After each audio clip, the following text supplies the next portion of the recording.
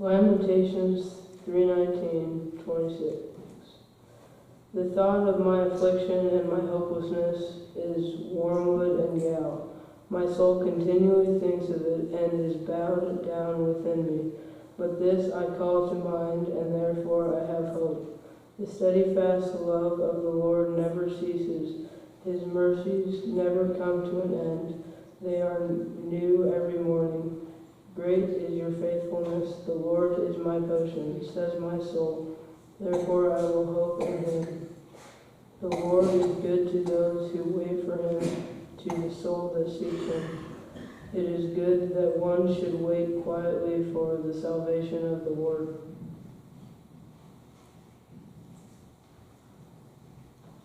That is all, Gavin. Next time your pastor will make sure the translation he gives you is the same one that's on the screen. So that's why the words are different. Sometimes I forget which one I handed out.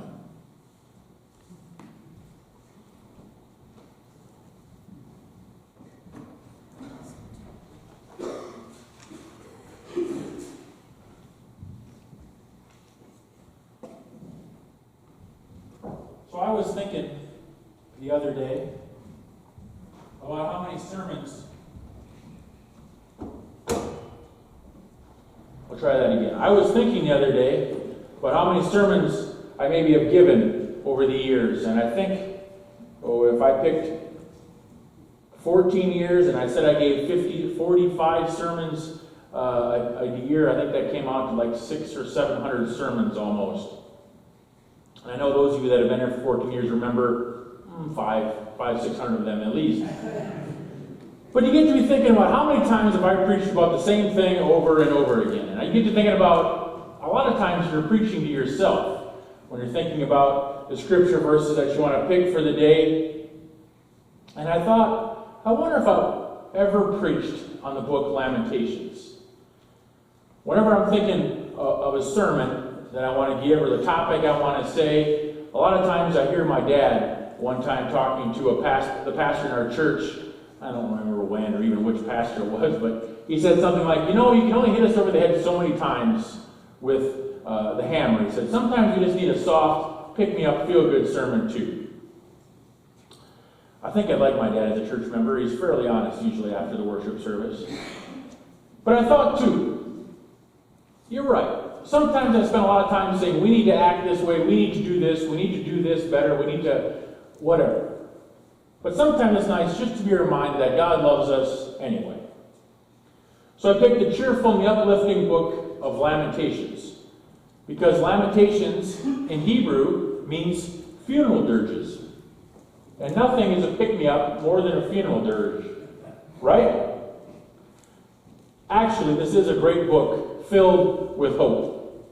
It's attributed to the prophet Jeremiah, who may or may not have written it, written back in 587 BC before Christ, when the Babylonians finally conquered Jerusalem and took them all into exile. Basically the last time that Israel was around much as a sovereign nation until many, many years later. This is a book that's one of 6 that's read during particular festivals of the Jewish year. And it's interesting because there are 5 chapters in the book, and each chapter, except for the last one, is written acrostically, meaning there's 22 letters in the Hebrew alphabet, and each verse starts with the next letter of the alphabet. Chapter 5 is a little bit different, and chapter 3 has 66 verses, so the letter is used 3 times successfully in each chapter. Kind of a neat thing we don't get to see if we read it in English, because obviously the English and the Hebrew alphabets don't translate. But it is a book that is filled with lamentations, meaning it's filled with suffering, but it's also a book about God's faithfulness. But it's interesting because it doesn't gloss over the evil and the suffering that people have to endure. In fact, Lamentations describes everything from destruction to human trafficking to starvation to cannibalism. So they don't mix words when they're talking about things that people have had to suffer. And the chapters flow. And it's kind of a different, or kind of an interesting thing when you get into the 3rd chapter, because you're about a third of the way through it, which is about halfway through the whole book, and there's a pivotal turn in the book where they turn from despair and hopelessness to a more hopeful and faithful response. And that's the part of the verses is what Gavin read for us this morning. When it starts in chapters 19 through 20 in chapter 3 there, where Jeremiah is saying, I remember my affliction and my wandering, the bitterness and the gall. I remember them, and my soul is downcast within me. In the following verse, Jeremiah turns directions and he says, Yet this I call to mind, and therefore I have hope. This is the hinge of the book, where Jeremiah's thoughts take a sudden turn from despair to hope. Now, there really could be a more miserable victim than whoever wrote Lamentations, whether it was Jeremiah or somebody else or a compilation of people, because they were no doubt a witness to the obliteration of Jerusalem and the life of God's people. It says in the book, early in chapter 3, that God is a fearsome animal ready to pounce and a terrible warrior bent on destruction. Because they've seen about the worst that they can imagine. Their entire way of life destroyed. Most of their neighbors and friends carried off to live in a different country. Hope is something they don't have the luxury of feeling. Yet they say, the poet or the prophet or the author says, the steadfast love of the Lord never ceases.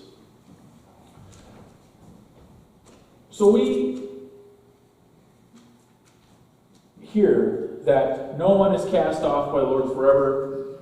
Though he brings grief, he will show compassion. So great is his unfailing love. If you were in 6th through 8th grade, and if you were with us last Wednesday night, this slide should look familiar. Right? Nod your head, make me feel good. There you go. Thanks, guys. We hear a lot about how God doesn't give up. God's faithfulness lasts forever. And we have tons of examples of that in the Bible. We have all kinds of people where God has not given up on them and still used them. So I want to give us some examples so we can remember better. First, we have the disciple of Peter. Now, if I were to ask you some things you knew about Peter, what did Peter do? Right. He betrayed Jesus. One of the more popular stories. After Jesus is arrested and just before he begins his trial, he's in the courtyard. He's asked 3 times, do you know Jesus? And he says no. He also has an argument with Jesus where he basically calls Jesus a liar. Earlier in Jesus' ministry, Jesus is telling him about he has to die and he has to come back, and Peter said, nope, that's not how it's going to work. So Peter had the attitude to tell Jesus he was a liar, he didn't know what he was talking about, and then denied Jesus. What else do we know about Peter? He had one pretty important job after that. Peter ended up being the rock, which is what his name means in Hebrew, upon which Jesus built his church. He still chose that person to build his church. The one who called him a liar, the one who denied that he even known him at the time Jesus needed him the most, he still said, I'll build your church, my church, through you. We have King David. What's King David's claim to fame? He was the greatest king of Israel. What did he do first? First, he committed adultery. Right? And then, realizing he created this great sin, he begged for forgiveness. No. He had the husband killed to cover it up. David was also, remember, when he was a young man, he brought a rock to a sword fight, ended up beating Goliath with the stone and the slingshot. Also said to be a man after God's own heart. Maybe one of the greatest kings that Israel ever endured. Yet he was an adulterer and a murderer. One more. Moses. What did Moses do? Maybe the greatest prophet. Liberated the people from Israel. Who said that? Another gold star. Oh, you were. I was holding the confirmation kit. But you're right. He liberated the people from Israel, right? Or from Egypt. First, though, he murdered an Egyptian. And then he begged for forgiveness? No, he covered that up and ran away. That's where God finally found him and called him back to Egypt. But Moses also liked to complain a lot.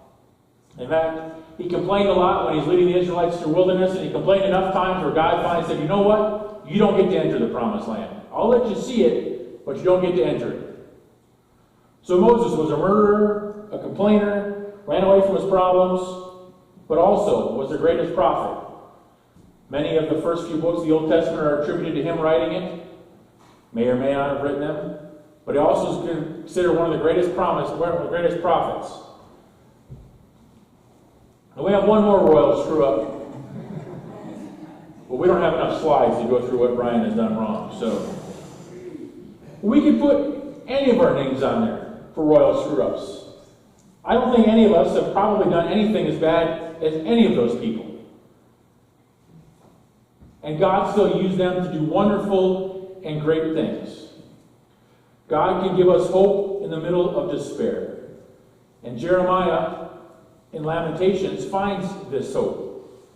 He found it because he knew God's mercies were new every morning.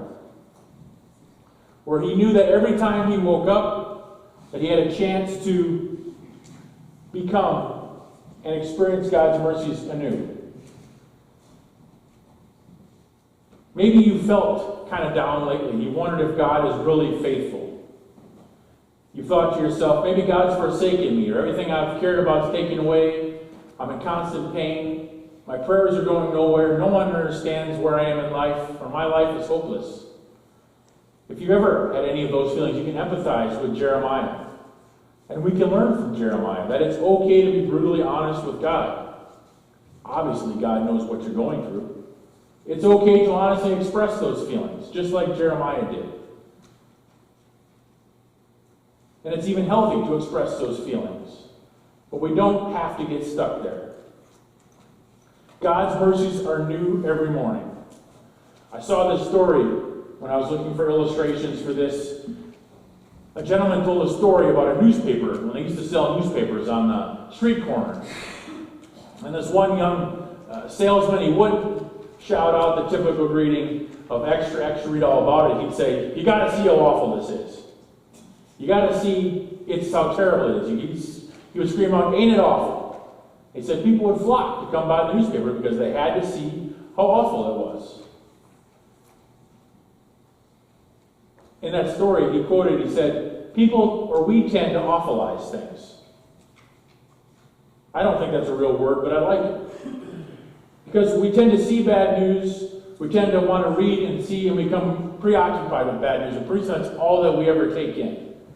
And we awfulize everything around us. We get a pretty pessimistic attitude about life and everything else. And that pessimism leads to apathy, which is maybe the worst thing that can happen to anybody.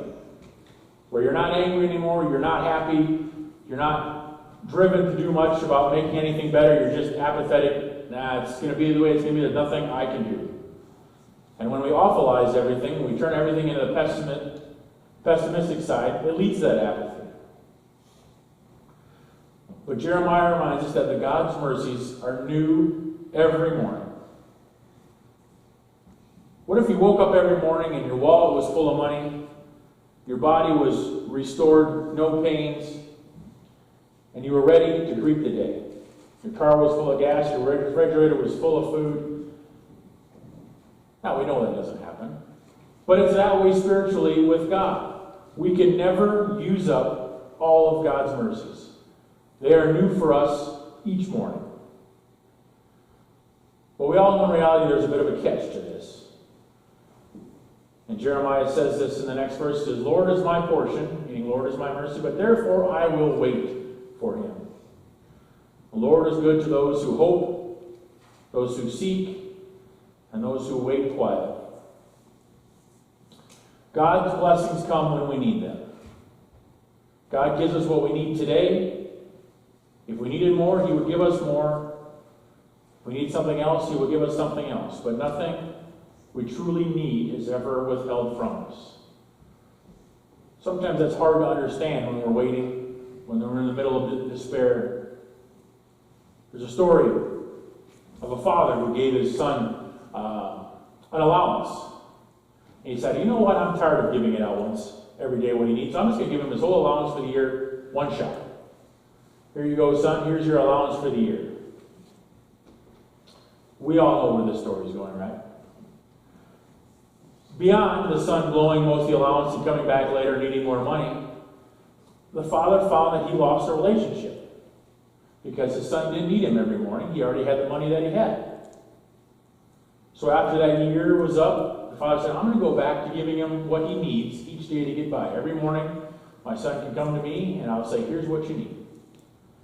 And the father found a relationship built because he talked to his son. He got to know his son each morning about what he needed.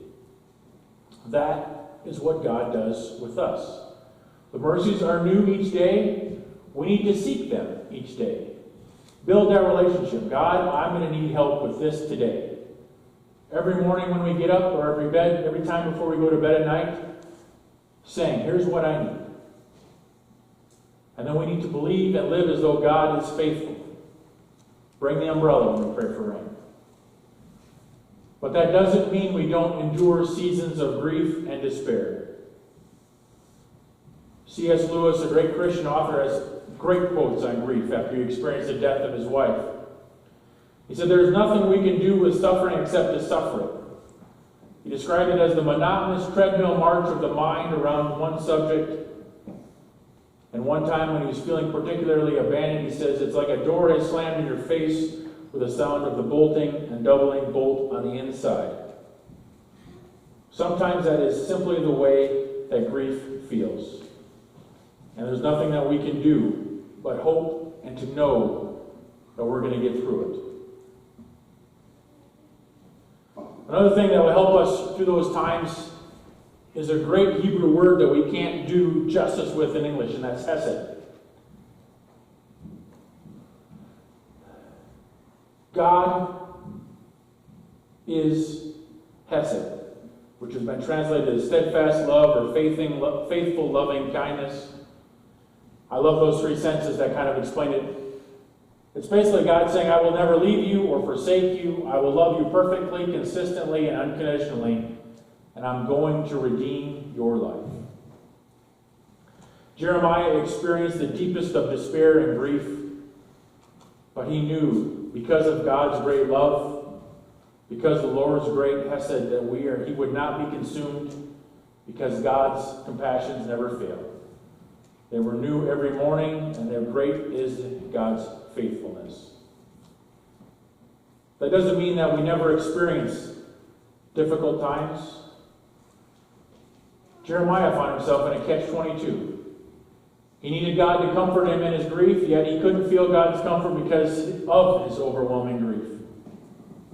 In spite of this, Jeremiah still said there may yet be hope, for no one is cast off from the Lord forever. Though God brings grief, he will show compassion. So great is his unfailing love. I had not heard this poem before. Corrie ten Boom. She's a survivor of World War II. Look at yourself and you'll be depressed. Look at circumstances and you'll be distressed. Look at the Lord and you'll be blessed. We need to remember that when we're going through some tough times. We need to be reminded that God is always faithful, that God never gives up on anyone. Think of the examples we shared with Moses and David and Peter. You could pick any of them. Joseph, Jacob. And the fathers and mothers of our faith, none of them were perfect. And God still used them to continue his story. And God will use each one of us now. Just remember, don't always focus on the bad. Know and seek and talk to God every day, asking for what you need, and then believe in God's faithful, loving kindness, especially when you don't feel it or don't know it's there. Just know that God gives us what we need, and God will always be faithful for us and to us. Amen.